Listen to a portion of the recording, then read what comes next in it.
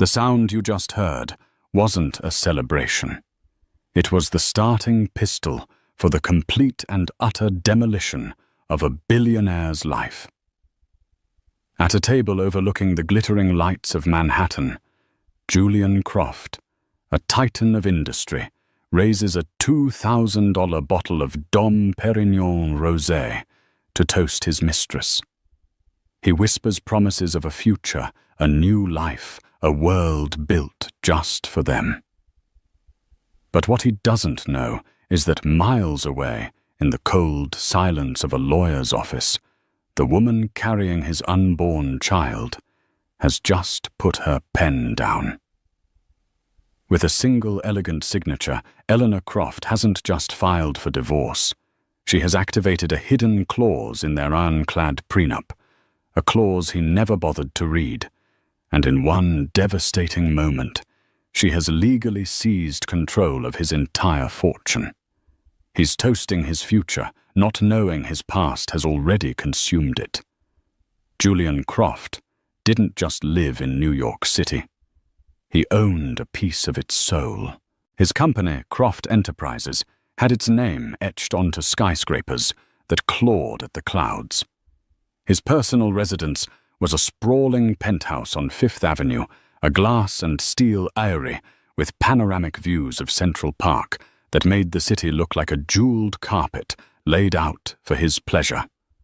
The walls were adorned with art that wasn't just decorative, but strategic Rothko for intellectual heft, a Basquiat for raw power. Every object in the 10,000 square foot space was a testament to his success, a monument to his ego. His wife, Eleanor Vance Croft, was often considered another one of his perfect acquisitions. She was the daughter of old money, possessing a quiet classical beauty and a degree in art history from Yale that made her the perfect hostess. She could discuss Renaissance sculpture with the same effortless grace she used to manage a staff of 12. To the outside world, they were the ultimate power couple, his ruthless ambition balanced by her refined elegance. They were a feature in Vogue, a name whispered with envy at charity galas, the embodiment of the Manhattan dream. But inside the gilded cage, the gold was cold to the touch. Julian saw Eleanor not as a partner, but as a curator for his life. She managed the home, the social calendar, and his public image, all with a flawless efficiency that he simply expected. Their conversations had long ago dwindled from shared dreams to logistical briefings. "The fundraiser for the Met is on Thursday, Julian," she'd say, her voice calm and even as she adjusted a floral arrangement. "I've confirmed our table. You'll be seated next to Senator Thompson." "Good. Make sure my tuxedo is pressed." "The one with the silk lapels," he'd reply, not looking up from the glowing screen of his tablet, where stock tickers scrolled like a digital waterfall. He spoke to her with the same clipped tone he used with his executive assistant. For 5 years, Eleanor had played her part. She had mistaken his initial ambition for passion, his possessiveness for love. She had believed that beneath the armor of the corporate raider was a man she could build a life with. But the armor was all there was. He was a man who collected beautiful things, art cars companies, a wife, and expected them to remain flawless and silent. The loneliness was an entity in itself, a constant, silent guest in their cavernous home. She'd walk through the marble hallways, her footsteps echoing in the silence, and feel like a ghost in her own life. The only warmth she found was in the small sunroom she had converted into her personal library, a place filled with books and plants that felt alive in a home that was otherwise a sterile museum. It was in that sunroom, one crisp September afternoon, that everything changed. For weeks, a subtle exhaustion had clung to her.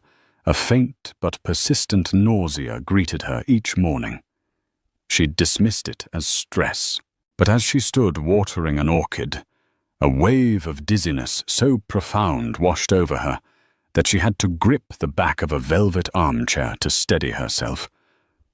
2 hours later, she sat on the edge of her cold marble bathtub, staring at a small plastic stick in her trembling hand. A blue cross, unmistakable. Pregnant. A surge of conflicting emotions crashed through her. There was a flicker of joy, primal and fierce, a baby. A life. A piece of her that wasn't owned or curated by Julian. But it was immediately followed by a wave of cold dread. How could she bring a child into this emotional vacuum? What kind of father would Julian be? A man who saw family as a legacy, a dynasty, not a source of love and warmth. She decided to tell him that evening. She arranged for his favorite meal to be prepared by their private chef, seared scallops, followed by a dry-aged ribeye. She chose a bottle of his preferred Bordeaux, a 1998 Chateau Margaux. She wanted everything to be perfect, a soft landing for the news she hoped would bridge the chasm between them. He arrived home late as usual, shrugging off his custom-made coat and tossing it to the housekeeper without a word. He walked into the dining room, loosening his tie.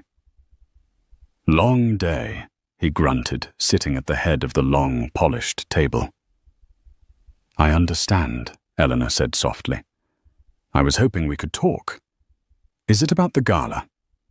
Because I already told you I can't sit through another one of your cousin's rambling speeches." "No, it's not about the gala," she said, her hands clasped in her lap. "It's something important, something personal." The chef served the scallops. Julian picked at his eyes already drifting back to the phone he had placed on the table beside him. "Just tell me, Eleanor. I have an early call with the Tokyo office." Taking a deep breath, she looked directly at him, her heart pounding. "Julian, I'm pregnant." The silence that followed was heavy and absolute. He stopped chewing. He slowly placed his fork down and truly looked at her for the first time all evening. But the expression in his eyes wasn't joy or shock or even curiosity. It was calculation. He leaned back in his chair, a slow, unreadable smile spreading across his face. "Well," he said, finally, picking up his wineglass. "That's efficient."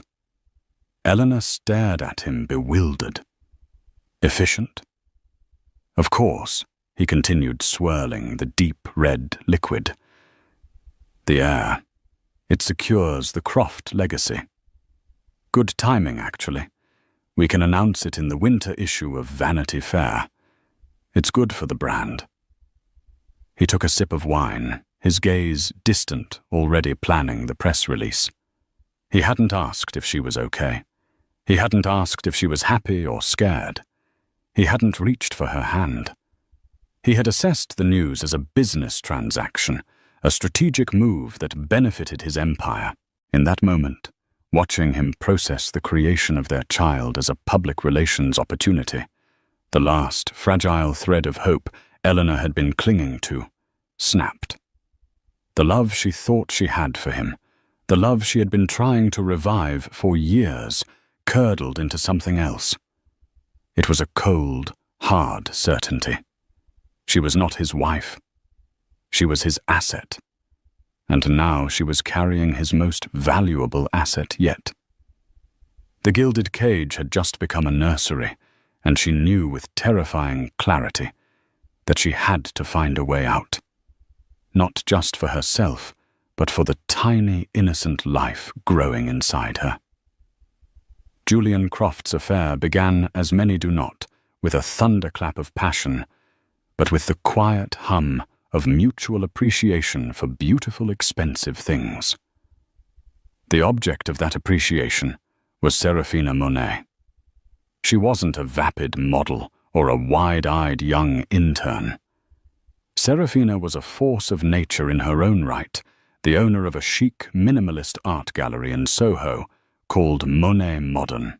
She was sharp, ambitious, and possessed a predator's instinct for weakness.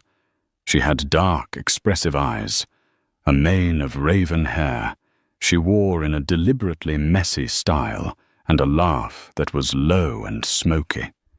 She dressed in avant-garde European designs that made Eleanor's classic Chanel suits look quaint and matronly.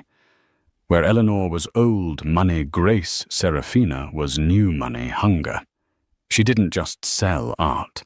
She sold a lifestyle, an illusion of being on the cutting edge of culture, and men like Julian were her primary clientele.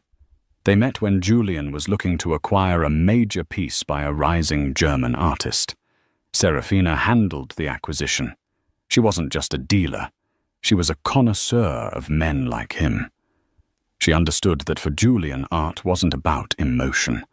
It was about conquest and investment. During their initial meetings, she never flirted overtly. Instead, she engaged his intellect, his ego. She praised his discerning eye and his bold acquisition strategy. She spoke his language, the language of value, of scarcity, of owning something no one else could have. Most collectors are just decorating, she told him one afternoon in her gallery, a cavernous white space where a single unsettling sculpture stood in the center. They want something to match their sofa. You, Julian, you're building a collection. You're shaping the market. He was hooked. Here was a woman who didn't just admire his wealth. She admired the mind that had built it. She saw him, he believed, as the visionary he saw himself as. Their professional meetings soon bled into personal ones. A discussion over a painting would turn into a long lunch at Balthazar, where her hand would linger on his arm, a second too long. A late-night call about an auction would dissolve into intimate conversations about their ambitions. She created a world for him that was an antidote to the sterile perfection of his life with Eleanor. With Serafina, he felt adventurous, rebellious. She'd take him to underground art shows in Brooklyn, to exclusive speakeasies he didn't know existed. She made him feel like he was still a hunter, not just a king sitting on his throne. The physical affair started on a business trip to Art Basel in Miami. In the humid, hedonistic atmosphere of the city, away from the prying eyes of New York society, they fell into bed. For Julian, it was a release, a confirmation of his power and desirability. For Serafina, it was the closing of a deal that had been months in the making. She was the perfect mistress. She was demanding in a way that fed his ego, demanding expensive gifts, lavish trips, and exclusive access. But she never demanded the one thing he couldn't give legitimacy. She never complained about being the secret. In fact, she seemed to revel in it. Poor Eleanor, she'd say, with a smirk tracing the line of his jaw, as they lay in a suite at the Faena Hotel. Does she even know how to have fun? Or does she just organize it? Julian would laugh, the comment stroking his justification for the affair. He told himself he wasn't destroying his marriage. He was simply supplementing it. Eleanor was for legacy, for stability, for the public-facing brand of Julian Croft. Serafina was for him. She was his reward for the pressures of his life. He showered her with gifts. A rare Patek Philippe watch, a vintage convertible, a black American Express card with no limit linked to a private holding company to keep it off his main accounts. He was meticulous, he thought, in covering his tracks. He used burner phones, booked hotels under pseudonyms, and had his driver take convoluted routes. He was the master of his universe, and he believed he could compartmentalize his life with the same ruthless efficiency he applied to his business portfolio. He never once considered the emotional toll on Eleanor, because he had long since stopped seeing her as a person with a rich inner life. She was a system that worked, One doesn't worry about the feelings of a system, only its function.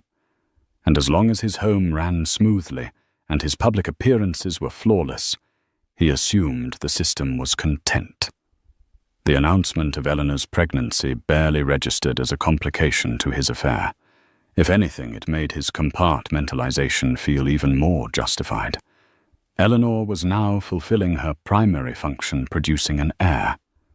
That was her world. His world, the one where he felt truly alive, was with Serafina. A week after he'd learned he was to be a father, he was with Serafina at her Soho apartment, a loft space that was as sharp and stylish as she was. He had brought her a bottle of Cristal champagne to celebrate the closing of a massive deal. To us, Serafina purred, clinking her glass against his, and to all the beautiful things we're going to acquire together. To us, he repeated, his eyes dark with desire. He pulled her close, the city lights twinkling behind them.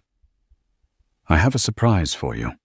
I'm taking you to Paris next month, a private suite at the Ritz. Her eyes lit up. This was what she wanted. The trips, the jewels, the proximity to power. She kissed him deeply, a calculated performance of passion. "And what will you tell the wife?" she whispered against his lips. "A business trip. A conference in Geneva," he said, dismissively. She doesn't ask questions. She knows her place. He believed it absolutely. He believed Eleanor was at home, contentedly planning a nursery, blissfully unaware of his other life. He saw himself as a master puppeteer, pulling the strings of his two separate worlds, never imagining that one of his puppets was about to cut her own strings and burn the entire stage to the ground. He was so confident in his deception, so blinded by his own arrogance, that he never saw the first unraveling thread. And it was a thread he had left dangling himself, a small, seemingly insignificant charge on a credit card statement. A charge for a gallery he thought his wife would never, ever have a reason to notice. Eleanor had always been the one to manage their household finances. It was a role Julian had delegated to her early in their marriage, not because he trusted her implicitly, but because he considered it tedious administrative work beneath his station. He gave her access to all their personal accounts, confident that her old money sensibilities would make her a responsible if uninspired steward of their domestic spending. It was a colossal miscalculation. He had mistaken her quiet diligence for a lack of curiosity. The first thread appeared on a Tuesday night. Julian was in Chicago for a merger, and Eleanor was in her study, the pool of light from her desk lamp, the only illumination in the dark penthouse. The baby was making its presence known with a persistent, gentle flutter, a secret conversation between mother and child. She was reviewing the monthly statement for their primary joint Amex account, a task she performed with meticulous care. She scanned the columns of figures Saks Fifth Avenue, the private chef's services, a donation to the Philharmonic, the usual rhythm of their opulent life. And then she saw it. A charge for $75,000. The vendor was listed as Monet Modern. Eleanor paused. She knew every major art dealer in the city and beyond. She had never heard of this one. It was a significant amount too large for a casual purchase. Julian hadn't mentioned acquiring a new piece. In fact, he'd recently complained about the art market being overvalued. Curiosity piqued. She opened her laptop and typed the gallery's name into the search bar. The website was sleek and aggressive, filled with the kind of abrasive conceptual art Julian had always professed to hate. He called it pretentious junk. He favored established masters' blue-chip assets. This was completely out of character. The gallery's owner was listed as Serafina Monet. A photo showed a striking woman with dark, challenging eyes standing beside a sculpture that looked like a tangle of rusted metal. An uneasy feeling, cold and sharp, pricked at Eleanor's heart. It was just a charge. It could be anything. A gift for a business associate. An investment he'd forgotten to mention. She tried to rationalize it, to push the suspicion away. But it was a loose thread on a perfect tapestry, and her fingers couldn't help but pull at it. Over the next few days, she started looking closer.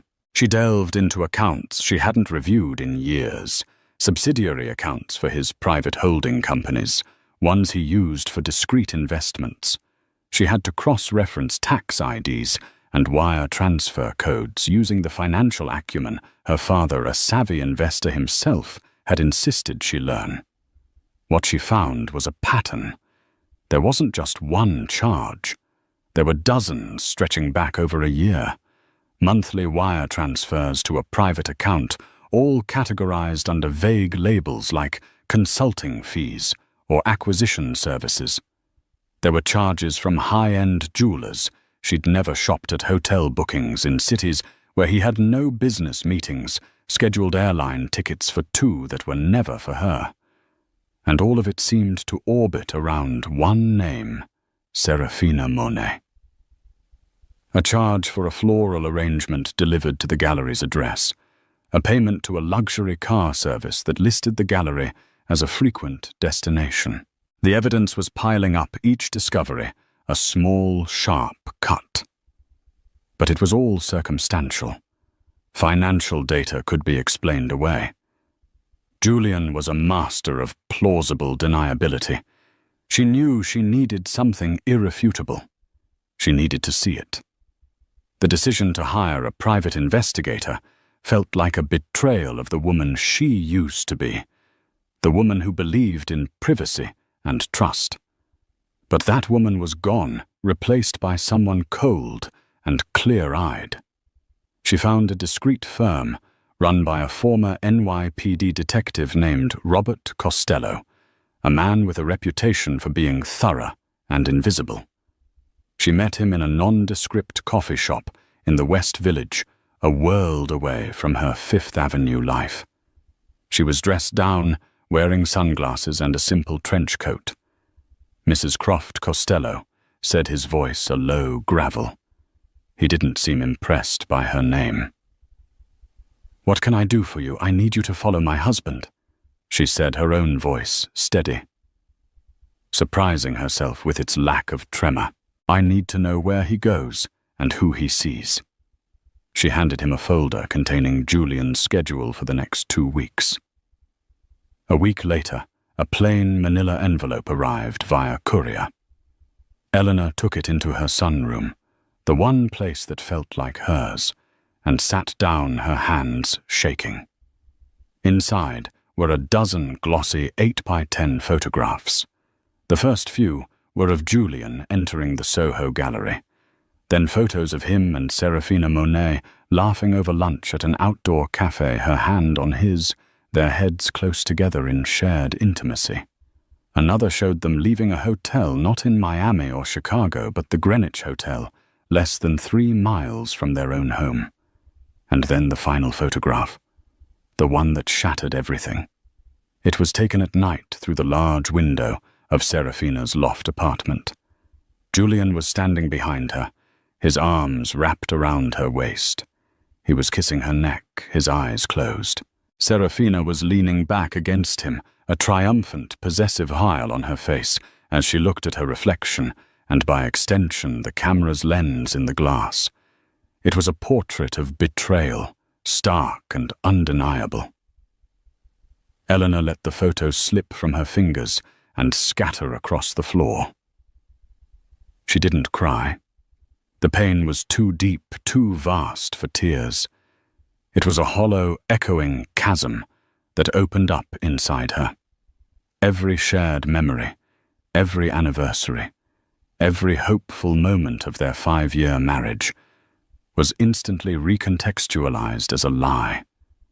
His impatience, his dismissiveness, his emotional distance. It all made sense now. He hadn't been busy. He had been absent. He was living another life, a life he preferred, a life he had paid for, with their shared money and her stolen trust. She sat there for a long time, the silence of the penthouse pressing in on her. Her hand went instinctively to her stomach, to the gentle flutter that was now a steady, reassuring presence. She had been so naive. She had thought this child might be the glue that could repair the cracks in their marriage. Now she saw the truth. This child was not a bridge to him. This child was her anchor, her reason to escape. The hollow feeling began to recede, and in its place something new began to grow. It was not sorrow. It was not despair. It was a slow-burning, diamond-hard rage. He had called the news of their child efficient. He had reduced the most profound moment of her life to a line item on his legacy's balance sheet. He had stood in this very home, under this roof, and lied to her day after day, while spending their fortune on his secret life. She stood up and walked over to the scattered photographs. She picked up the final one, the image of Julian and Serafina in their embrace. She looked at his face lost in his selfish pleasure, and hers smug with victory. They both thought they had won. They thought she was a fool, a decorative, oblivious wife. They had underestimated her. Everyone had always underestimated her. That was about to become the most expensive mistake Julian Croft had ever made. Eleanor's grief was a crucible.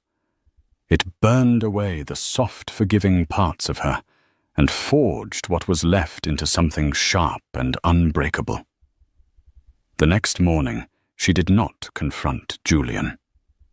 There would be no tearful accusations, no screaming matches. That was the drama he would expect, a scene he could manage, manipulate, and ultimately dismiss. She was done playing scenes in his play. She was going to write her own ending. Her first call was not to a divorce lawyer. It was to Marcus Thorne. Marcus was a legend in certain circles of New York law, a name whispered with a mixture of fear and reverence. He wasn't a family law attorney who specialized in amicable splits. He was a shark, a specialist in forensic financial litigation and the weaponization of complex corporate contracts. He had a particular disdain for the brand of arrogant new money titans like Julian Croft, having once been ruined by one himself early in his career. He had since dedicated his life to dismantling them with surgical precision. They met in his office, a space that was the antithesis of Julian's world. It was old-paneled in dark wood and smelled of leather-bound books and quiet power. Marcus Thorne was a man in his late 50s, with piercing grey eyes and an unnerving stillness. He listened without interruption as Eleanor laid out her story, her voice a low, steady monotone. She concluded by placing the manila envelope of photographs on his polished desk. He glanced at the top photo, the one of the embrace, and pushed the envelope aside. He didn't need to see the rest. "Infidelity is predictable, Mrs. Croft," he said, his voice dry. "In and of itself, it's a weak negotiating position in this state. The emotional damage is immense, but the financial leverage is minimal. What else do you have?" This was the moment. Eleanor reached into her bag and retrieved a thick-bound document. "Our prenuptial agreement," she said, placing it on the desk. Marcus leaned forward. His interest finally peaked. He opened the document, his sharp eyes scanning the dense pages. Julian's lawyers, a team of aggressive corporate attorneys, had drafted it. It was on the surface an ironclad fortress designed to protect Julian's vast fortune, which was estimated at just over $2 billion. It stipulated that in the event of a divorce, Eleanor would receive a one-time payment of $10 million a pittance, designed to buy her silence and a quick exit. Marcus read through it, his expression grim. "This is brutal, Mrs. Croft. It's designed to leave you with next to nothing." "Keep reading," Eleanor said calmly. Page 47. Article 12. Marcus flipped to the page. His eyes narrowed as he read the clause, and then he read it again. A slow, wolfish grin spread across his face. He looked up at Eleanor, seeing her for the first time not as a victim, but as a fellow predator. "My God," he whispered, "the legacy clause." It was a piece of boilerplate language Julian's own lawyers had insisted on a standard edition for dynasty-building patriarchs. Julian, obsessed with his own legacy, had wanted to ensure the moral and financial integrity of the Croft bloodline. Article 12, the Fidelity and Family Progeny Clause, stated that the prenuptial agreement's primary terms would be rendered void under a specific set of circumstances. If the marriage produced a legitimate heir, and if Julian Croft was found to have engaged in marital infidelity that threatened the stability of the family unit during the gestation period of said heir, then an extraordinary measure would be triggered to protect the heir's birthright from the consequences of the father's moral instability, controlling interest in the Croft family trust. The entity that held the majority of his shares in Croft Enterprises, his real estate portfolio and his liquid assets would be temporarily transferred to the mother to be held in stewardship until the child reached the age of 25. It was designed to protect a dynasty from a philandering father who might squander the family fortune on mistresses or illegitimate children.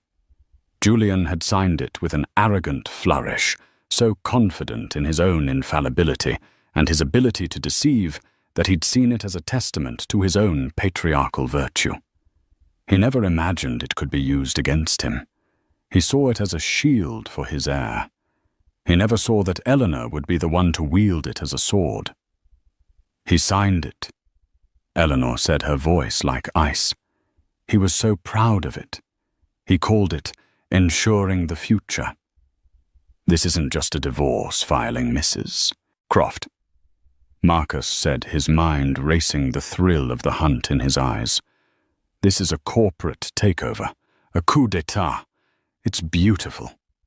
For the next 4 weeks, they worked in absolute secrecy. Marcus assembled a ghost team of forensic accountants and banking specialists. They operated out of a secure, unmarked office in a different borough. Their mission was to map out Julian's entire financial empire, every shell corporation, every offshore account, every hidden asset. They found the holding company used to fund his affair, the one linked to the Black Amex. They traced the wire transfers to Serafina Monet. They built an impenetrable mountain of evidence linking his infidelity directly to his financial assets, satisfying the clause's requirements perfectly. While they worked, Eleanor played the most difficult role of her life. She was the perfect, glowing, expectant mother. She discussed nursery colors with Julian, feigned interest in his tedious stories about board meetings, and accompanied him to a charity dinner, smiling placidly for the cameras, her hand resting on her gently swelling abdomen. It was a masterful performance. The closer she got to the date, the more serene she appeared. Her calmness unnerved Julian, though he couldn't say why. He mistook her quiet resolve for contentment. The plan was a symphony of legal and financial maneuvers, timed to the minute. They couldn't just file a motion. The moment Julian was alerted, he would move his assets, hide them in a web of international accounts, so dense they'd spend years litigating. The transfer of control had to be instantaneous and absolute. Marcus Thorne prepared a series of documents. They weren't divorce papers. They were framed as a standard update to the Croft family trust, something a responsible father-to-be would do to streamline his estate for his coming child. There were dozens of pages of dense legalese, but buried deep within them were the trigger documents, the execution of the powers granted by Article 12, the irrevocable transfer of voting rights for his shares, and the legal appointment of Eleanor as the sole trustee. "He'll never read it," Eleanor stated, not as a question, but as a fact. Men like him never do. Marcus agreed. They see a stack of papers from their own lawyers, and all they see is their own power reflected back at them. They sign because they believe they are untouchable. The date was set. A Thursday. The day of the Met fundraiser he was so annoyed about. Eleanor knew he would be distracted his mind on the evening's boring pleasantries, and no doubt on whatever plans he had with Serafina for later. The day before, Eleanor went for her obstetrician appointment. She lay in the darkened room, the cool gel on her stomach, and watched the grainy black and white image on the screen. A tiny, perfect spine. A head, the frantic, powerful beat of a tiny heart. Tears streamed down her face, the first tears she had shed in a month. They weren't tears of sadness or anger. They were tears of fierce, protective love. "I'm doing this for you," she whispered to the image on the screen. "You will never be just an asset. You will be safe. You will be free." She was no longer just escaping. She was building a fortress for her child. The day of the signing was a masterpiece of orchestrated banality. The weather was a placid, indifferent blue, the kind of autumn day in New York that feels full of promise. For Julian Croft, the promise was of an evening that would begin with a tedious but necessary appearance at the Met Gala, and end in the arms of Serafina Monet. For Eleanor, it was the promise of liberation. She woke early, a quiet hum of energy beneath her calm exterior.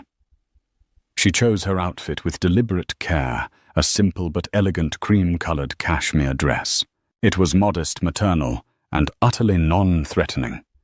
It was the costume for the final act of her performance as the dutiful Mrs. Croft.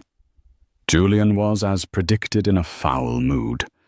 He stood before his closet, a vast wood-paneled room larger than most New York apartments, scowling at his collection of tuxedos.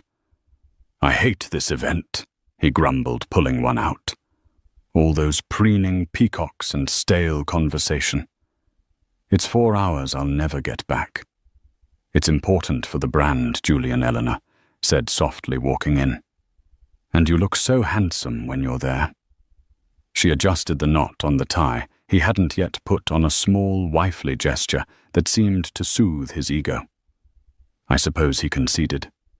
"Just make sure we leave the moment it's acceptable. I have an early morning." It was his standard lie for a night with Serafina. "Of course, dear," she replied, her smile never wavering.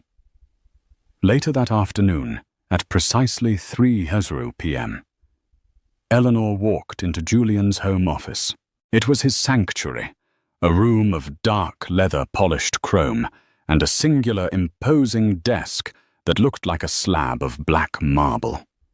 He was on a conference call, pacing and barking orders. He gestured for her to wait, holding up one finger, annoyed at the interruption. Eleanor sat in one of the visitors' chairs, her leather portfolio clutched in her lap.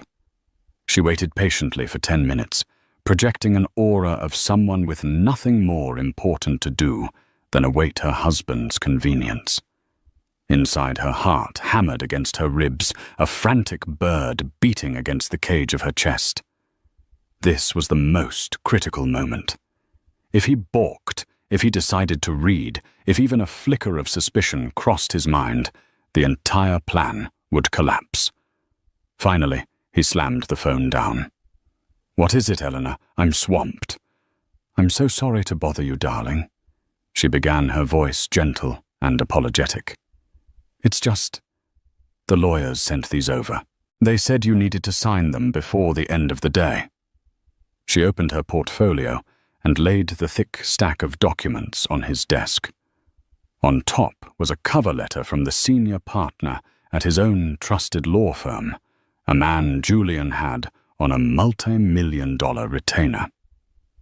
Marcus Thorne had brilliantly anticipated this, convincing a junior and deeply indebted associate at the firm to generate the letterhead and a boilerplate summary. The summary described the documents as the Croft Heir Provisionary Trust, an update to safeguard assets for your unborn child. Julian glanced at the cover letter, his eyes scanning the familiar logo. He grunted in acknowledgement. Right, the trust update, I'd forgotten. He picked up the stack, weighing it in his hand, his expression one of extreme impatience. He clearly had no intention of reading it. They're just formalities, mostly, Eleanor said, keeping her tone light and casual. Standard procedure for establishing the baby's inheritance, but they marked the pages you need to sign. She had, with Marcus's instruction, placed bright yellow. Sign. Here stickers on the appropriate signature lines, making it as easy and thoughtless as possible. She was treating him like a busy celebrity, signing autographs, not a billionaire signing away his empire. He flipped through the pages, his eyes glazing over at the dense blocks of text. He saw trust legalese asset schedules, appendixes.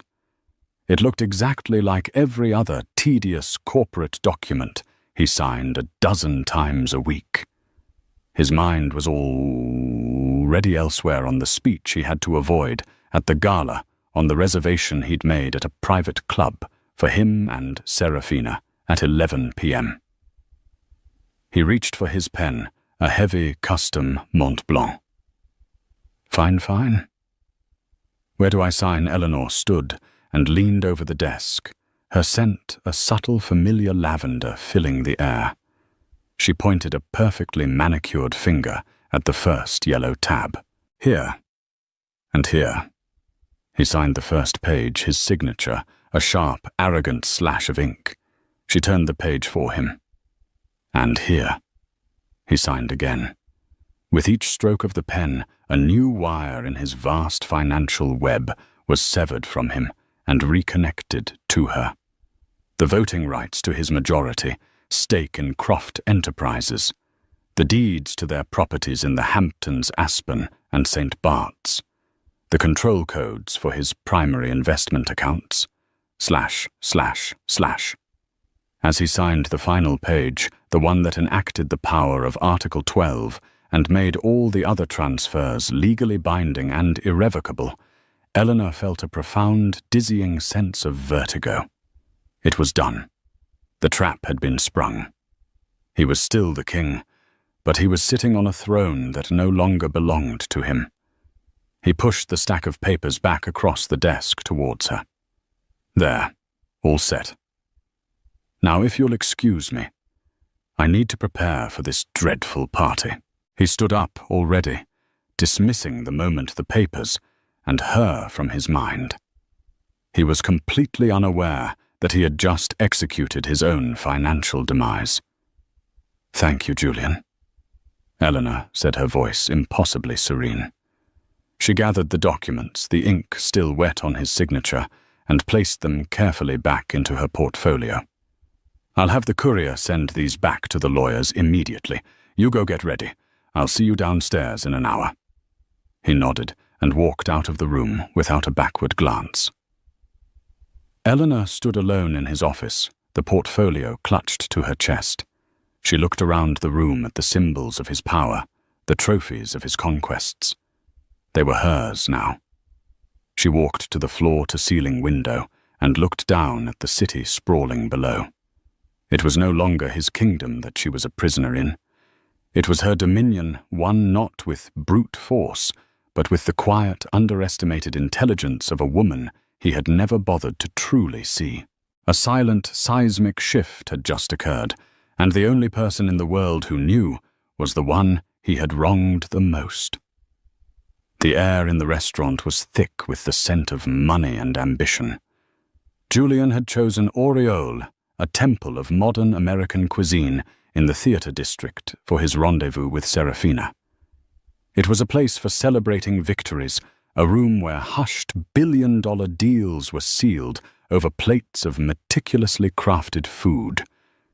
He had skipped out of the Met Gala at the earliest possible moment, leaving Eleanor to make his excuses, pleading a sudden migraine. The lie had rolled off his tongue with practiced ease. He sat across from Serafina in a plush, secluded booth, the city lights a dazzling backdrop. She was wearing a blood-red dress that clung to her like a second skin, a stark contrast to the sea of muted elegance she knew Eleanor would be wearing. "I hate that I had to see you with her tonight." Serafina pouted, swirling a ruby-red Cabernet in her glass. Even from across the room, standing there all maternal and smug. "It's just for show, you know," that Julian said, reaching across the table to take her hand. His touch was proprietary, reassuring, a necessary evil. But the show is almost over.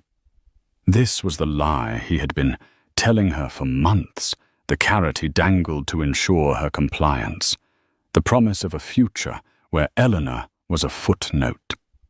"Is it Julian?" she asked, her dark eyes searching his.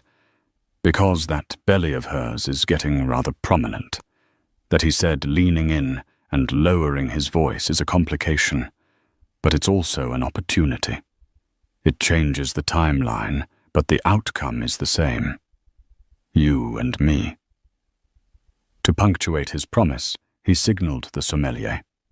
"Bring us the 2008 Dom Perignon Rosé," he ordered, not even glancing at the wine list. It was a gesture of casual, immense wealth. At that exact moment, 9:53 p.m., miles downtown in Marcus Thorne's wood-paneled office, Eleanor sat at a large conference table. The signed documents lay before her, now scanned and digitized. Marcus was on a secure line with a senior compliance officer at a private bank in Switzerland. Two forensic accountants were poised over their laptops, ready to execute a complex series of wire transfers. "The authorization codes are authenticated," Marcus said, nodding to Eleanor. "We are greenlit. We go live on my mark."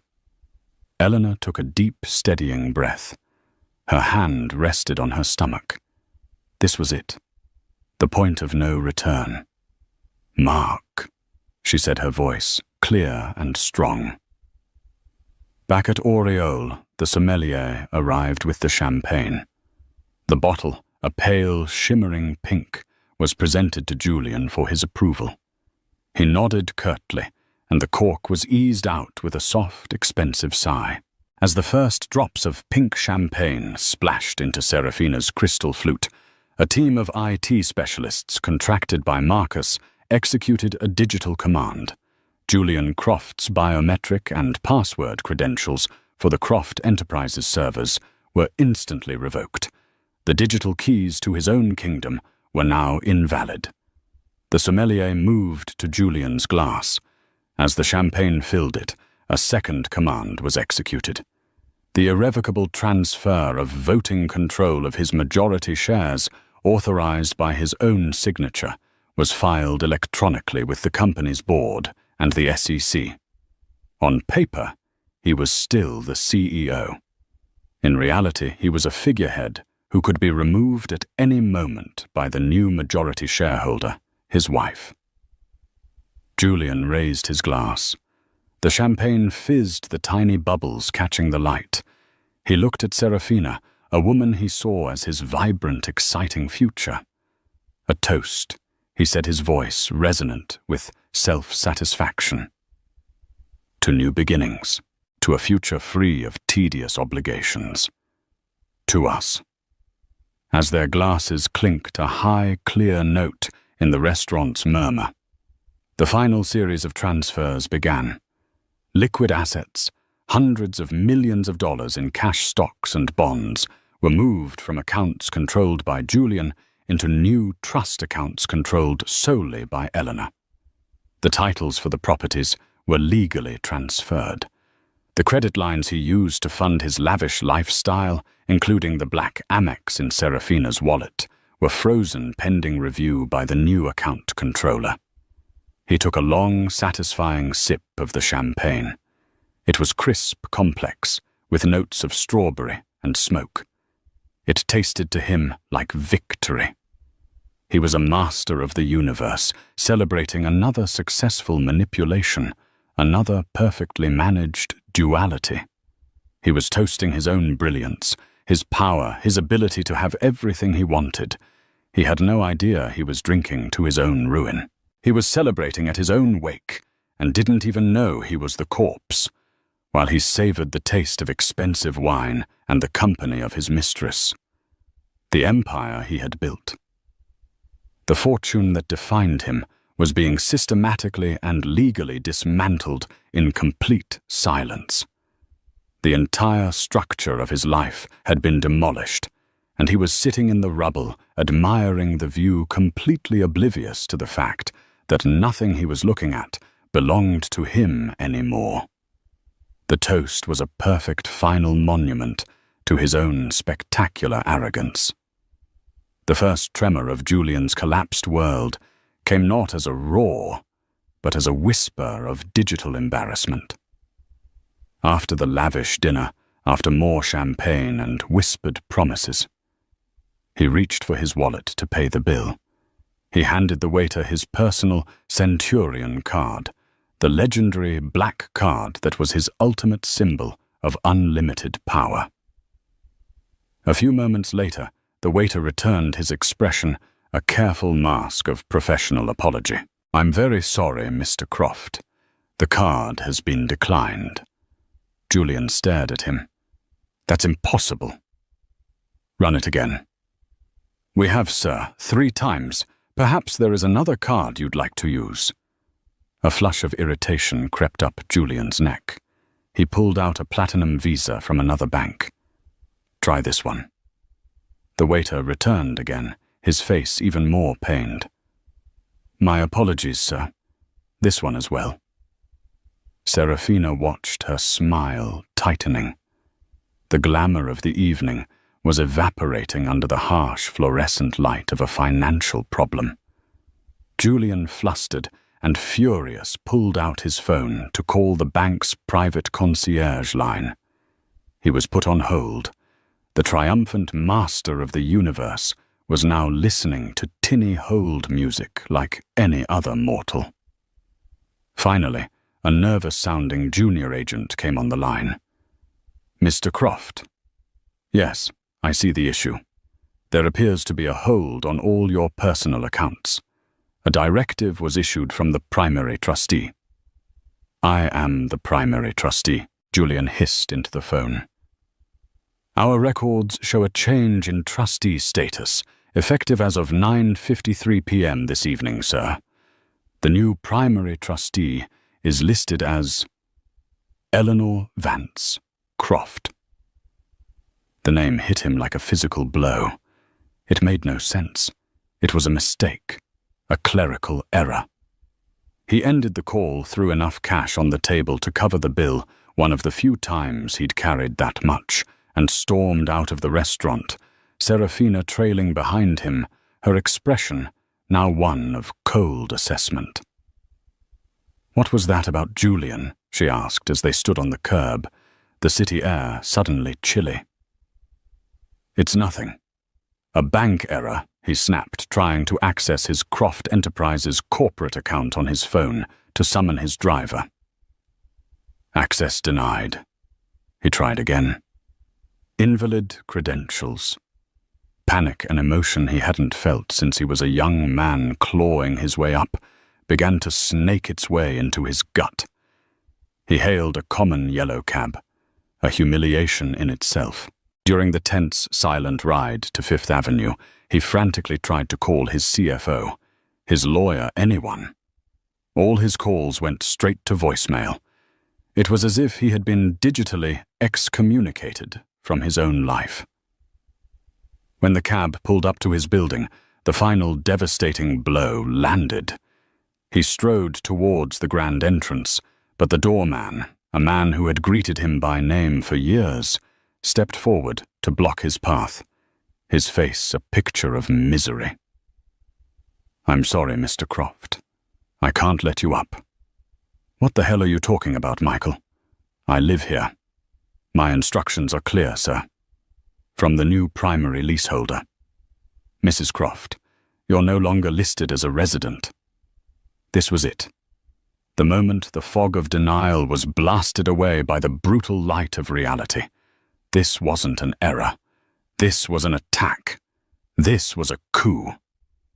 Serafina, who had been watching this all unfold, took a slow step back. The man she had attached herself to, the titan of industry, the font of unlimited resources, was being locked out of his own home. His power had vanished. She saw him not as a lover, but as a stock that had just crashed to zero. "Julian," she said, her voice devoid of any warmth. I think I should go." She didn't wait for a reply. She turned, hailed another cab, and disappeared into the New York night, taking his illusions of a shared future with her.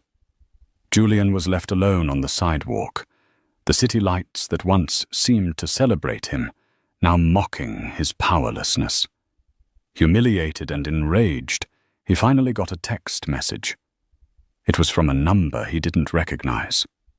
"Your belongings have been packed and sent to a storage unit in Queens. The address will be forwarded to you.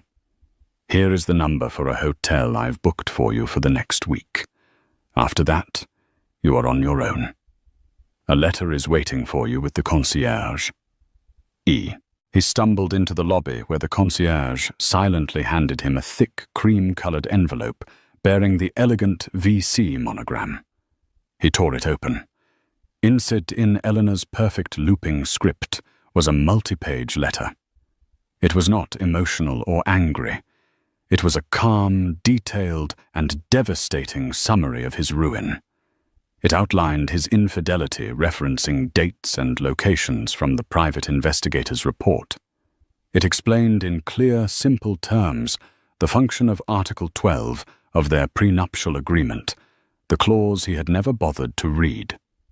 It informed him that she had assumed full control of the Croft family trust, and by extension, the company and all their assets, to protect the birthright of their unborn child from a father of compromised judgment. The letter ended with a final soul-crushing paragraph. "You once told me that my pregnancy was efficient and good for the brand. You were right. It has proven to be the most efficient business transaction of my life. You saw our child as an heir to your empire. Instead, this child has become the instrument of my liberation and your downfall. You underestimated me, Julian. You saw me as another beautiful object you owned. You will find that of all your acquisitions, I was the only one that had a mind of its own. Do not try to contact me. All future correspondence will be through our lawyers, or rather, my lawyers, and whomever you can afford to hire." He crumpled the letter in his fist, his body trembling with a rage so profound it left him breathless. He had been utterly, completely, and perfectly defeated. He had been dismantled not by a corporate rival or a market crash, but by the quiet, unassuming woman he had relegated to the background of his life.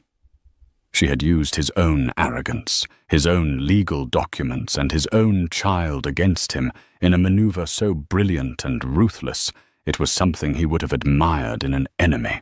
He looked up through the glass doors of the lobby up at the penthouse where the lights were on. He could almost imagine her standing there, a hand on her stomach, looking down at him. Eleanor Vance Croft, the curator of his life, had just curated his spectacular destruction. He had nothing left but the expensive clothes on his back and the bitter taste of champagne in his mouth. He had toasted his future, never realizing he was already a ghost of the past. And so Julian Croft's world ended, not with a bang, but with a quiet signature and the pop of a champagne cork.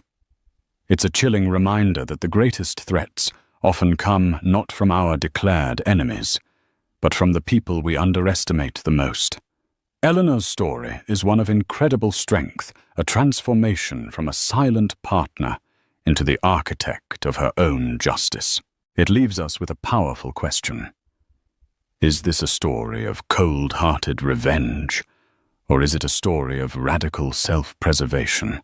Was Eleanor's coup a masterclass in karma, or a cautionary tale about the devastating power of secrets? Julian lost a fortune, but in the end what he truly lost was the respect and love of a woman who was worth more than his entire empire. What do you think? Let us know in the comments below. If you found this story of betrayal and brilliant revenge as captivating as we did, please give this video a thumbs up, share it with someone who loves a story of epic karma, and make sure you subscribe to our channel and hit that notification bell. You won't want to miss the next real-life drama we uncover. Drama we uncover. Drama we uncover. Drama we uncover. Drama we uncover. Drama we uncover. Drama we uncover. But now there's factions of people go, oh no, we got it, we don't like it, we've changed our mind, it wasn't going well for us, we don't like free speech anymore. People who want free speech, they only want free speech so they can go around saying awful things, which just isn't true. And even if it was, the good thing about free speech is people can say awful things back. It's a really good system, right? And you can't say anything under the laws of free speech. That's a total misconception. There are loads of caveats to free speech, all of which I agree with, actually. You can't incite violence. Good rule. You can't slander people. Good rule. You can't libel people, you know? Fascinating fact about libel law. You can't libel the dead. So I could stand here and say, Gandhi used to take it up the arse. If I wanted. Which I do.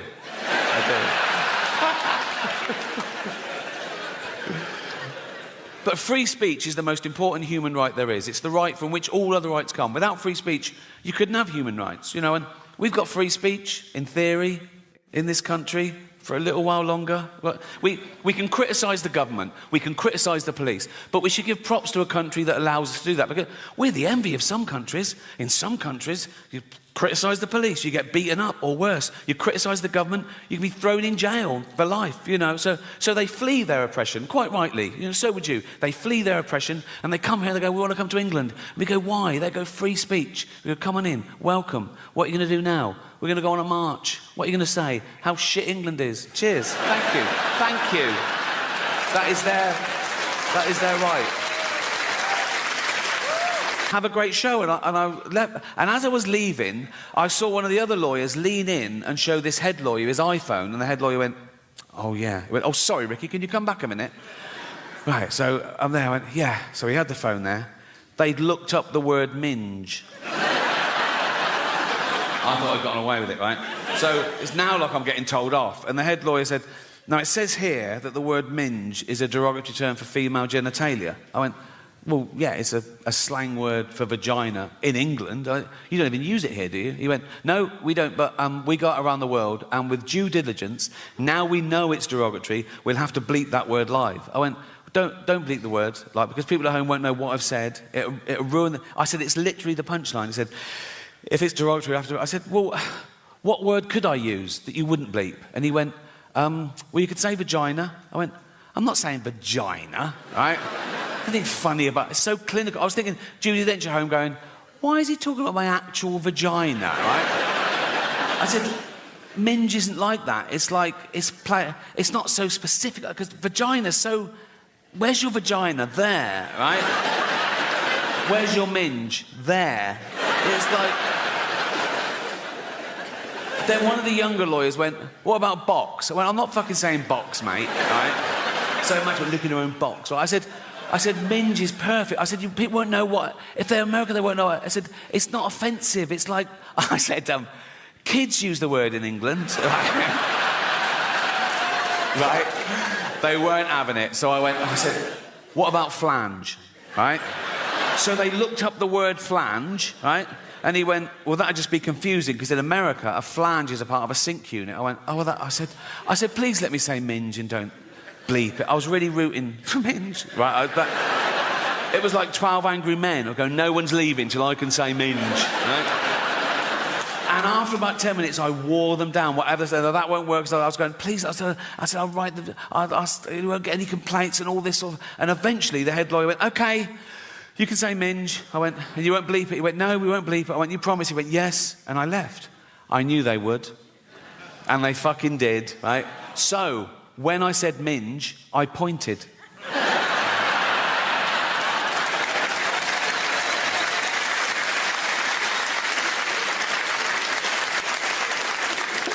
Oh, why do you like London so much, Rick? Because you get a round of applause for not shitting yourself. Right. But that's the next phase now. I reckon it's the next 10 years that I will. But as of now, my arsehole has never let me down.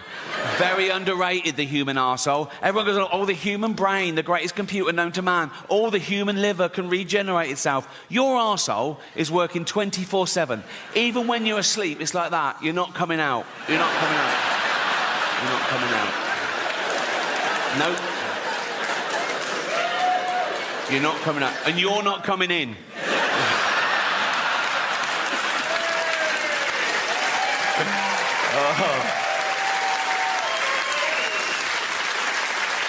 Because it's like a sewer in there, isn't it? But you've got a lovely little manhole cover. Think of that in real life. Walking along a pavement, there's lovely pavement. If that burst, and you know what's in a sewer, don't you? Piss and shit and cum and dead goldfish and fetuses. In China, just the girl ones. Relax.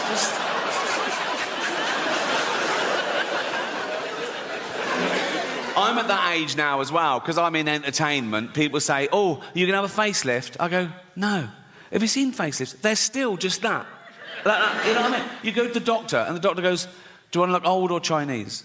You know, it's like, nothing wrong with looking Chinese if you're Chinese. If you're not Chinese, it's a bit weird. It's offensive. Why is that allowed? You're not allowed to black up. It was considered a good thing to swap ideas with other cultures, with other nations, to share things with other races, to assimilate. It was the opposite of racist. Now it's racist. Gwen Stefani got in trouble in her last video because she had her blonde hair in dreadlocks. People go, no, black people invented dreadlocks, you can't have them, you're white, that's racist. Jamie Oliver got in trouble when he put out authentic jerk chicken recipe. People go, no, black people invented that, you can't have it, you're white, that's racist.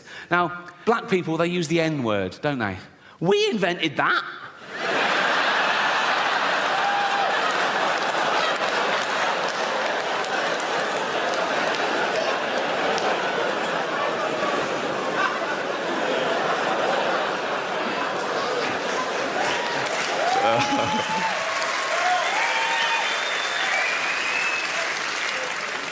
That's the one, isn't it? That's the one. Listen, I know white people are the worst. I know that. That's why no one likes a fucking white middle-aged man anymore until we need a boiler fixing.